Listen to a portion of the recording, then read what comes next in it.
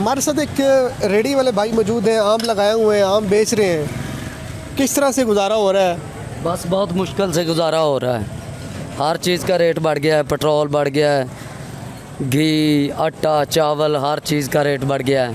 तो क्या करें, गुजारा तो अभी करना है। आम का भी रेट बढ़ गया है। ये देखें ना, हमारी रेडी के ऊपर कितने आम लगे हुए हैं। ठीक है, सुबह से खाना भी नहीं खाया, बस इसी तरह बैठे हैं, गुजारा कर रहे हैं।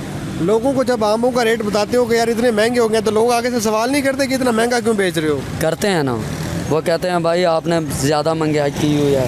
हम कहते हैं नहीं भाई, ये जो हर चीज़ का रेट बढ़ा है ना, इसी से इसका भी बढ़ गया है। तो हमने तो यहाँ से बच्चे भी जो हैं वो गांव भेज दिए हैं, क्योंकि इधर गुजारा नहीं हो रहा। कितना दिहाड़ी बन जाती है रोज़ाना की?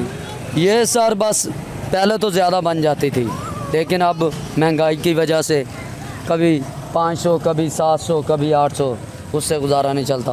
500 रुपये किलो घी है, तो बहुत मुश्किल है गुजारा। तो वीडियो लाइक करना मत भूलिएगा, सब्सक्राइब बटन पर क्लिक करें और बेल के निशान पर भी क्लिक करें ताकि हर वीडियो आपको मिल सके। अपना ख्याल रखिएगा। अल्लाह हाफ़िज़।